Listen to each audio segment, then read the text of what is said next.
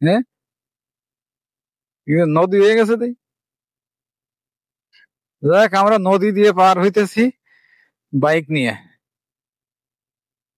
সর্বনাশ।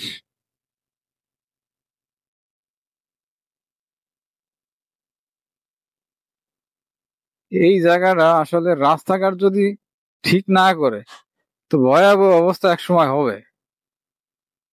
যে পানি অবস্থা, যে পানি হয়েছে এখন, দেখা যাচ্ছে কোন গাতার ভিতরে কে পড়ে যাবে।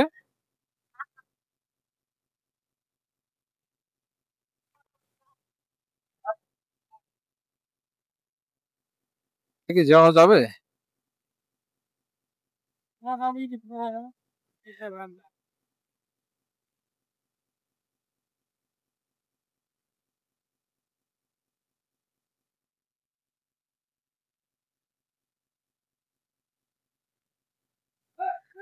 এটা চাকা খোলা গে ঘটনা কি? এই গাড়ির চাকা খোলা গে? যে চাকা পুরোই খোলা, না চাকা নষ্ট হয়ে গেছে?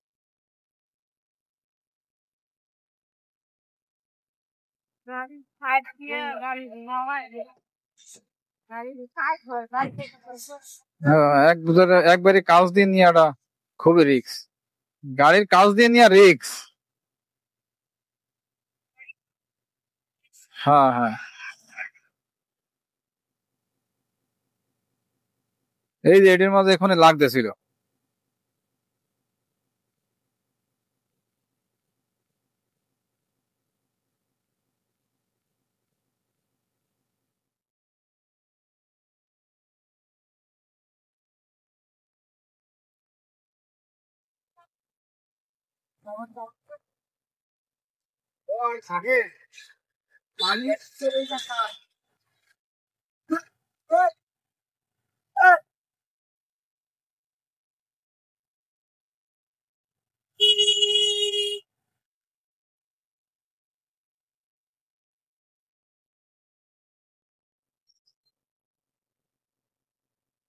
প্রচন্ড খারাপ রাস্তা।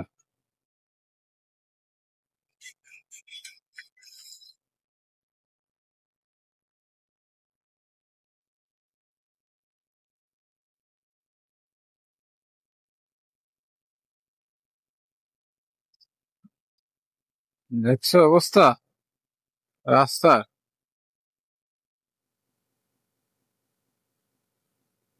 ওদিকে আবার বন্ধ করে রাখছে।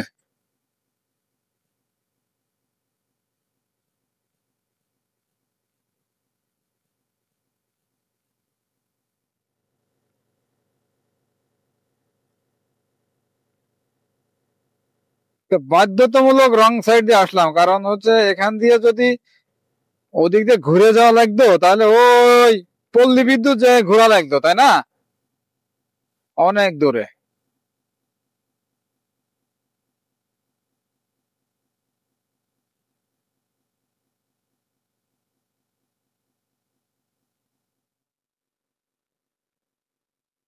বিপদ দিয়ে যায় কি হবে, এদিক দিয়ে নিউজ দিয়ে যায়।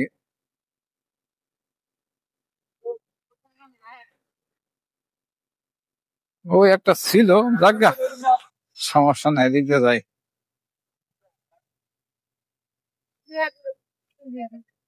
কোথায়? ও রে, ট্রাক এত জায়গা থিয়ে ওখানে গেছে কে? ট্রাক আর জায়গা পায় নাই যাওয়ার।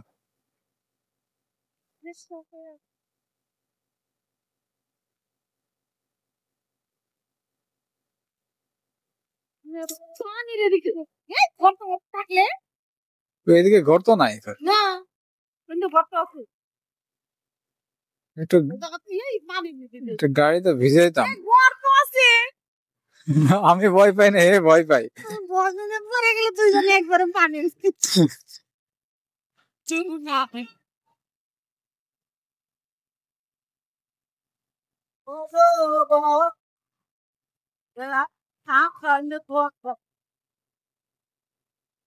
বাইপেল বাজার থেকে এই রপ্তানি পর্যন্ত, রপ্তানি রপ্তানি না, রপ্তানি থেকে আরো সামনে ওই জায়গাটার নাম যেন কি?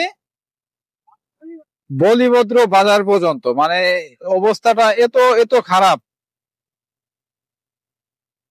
এত খারাপ অবস্থা রাস্তার, মানে এদিক দিয়ে সাধারণভাবে যাওয়াটাই মুশকিল।